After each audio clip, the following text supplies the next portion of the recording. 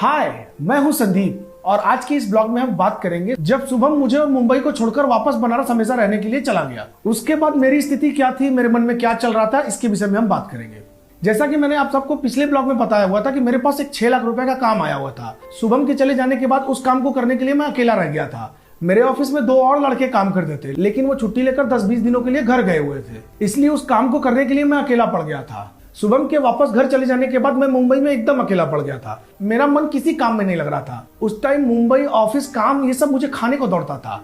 जिस फिल्म का काम मेरे पास आया हुआ था उस पर मैंने 2 दिन बाद काम भी चालू किया, पर मेरा मन उस काम को करने में बिल्कुल नहीं लग रहा था। मुझे ऐसा लग रहा था मैं पता नहीं कहाँ आके फंस गया हूँ। ऐसा नहीं था कि वो काम मैं कर नहीं सकता था, लेकिन मेरा मन ही नहीं लग रहा उस काम को करने में। मैं अपने आप को इतना अकेला समझ रहा था कि मैं ऑफिस में घंटों कंप्यूटर चालू करके उसके सामने बैठा रहा करता था, लेकिन काम नहीं कर रहा था क्योंकि काम करने में मेरा मन ही नहीं लग रहा था। ये वर्क जिस क्लाइंट ने मुझे दिया हुआ था, इस काम के लिए उस क्लाइंट का फोन मुझे रोज आ रहा था। वो क्लाइंट जब भी मुझे कॉल कर रहा था वो मुझे यही पूछता था कि संदीप काम कहाँ तक हुआ, और मैं उसे यहाँ वहाँ की बातें बोल दिया करता था कि सर आपका काम चल रहा है, जल्दी आपका काम हो जाएगा, और यही बहाना बनाकर मैं उसे फोन रख दिया करता था, जबकि काम तो मैं कर ही नहीं पा रहा था।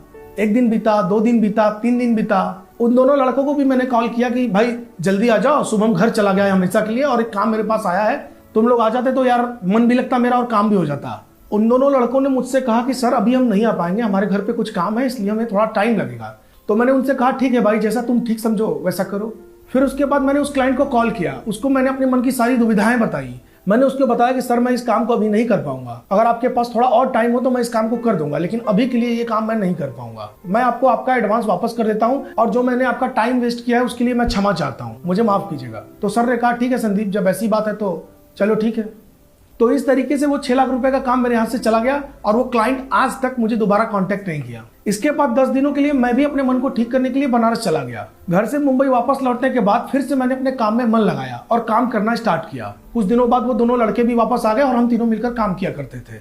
ऑफिस में काम करते हुए मुझे बिल्कुल अकेला महसूस नहीं होता था, लेकिन मैं ऑफिस से जब अपने रूम पे जाया करता था, वहां मैं अकेले ही खाना बनाया करता था, अकेले ही खाया करता था और अकेले ही रहा करता था। उस टाइम मुझे ऐसा लगा करता था कि काश कोई बंदा मेरे साथ रहने आ जाए।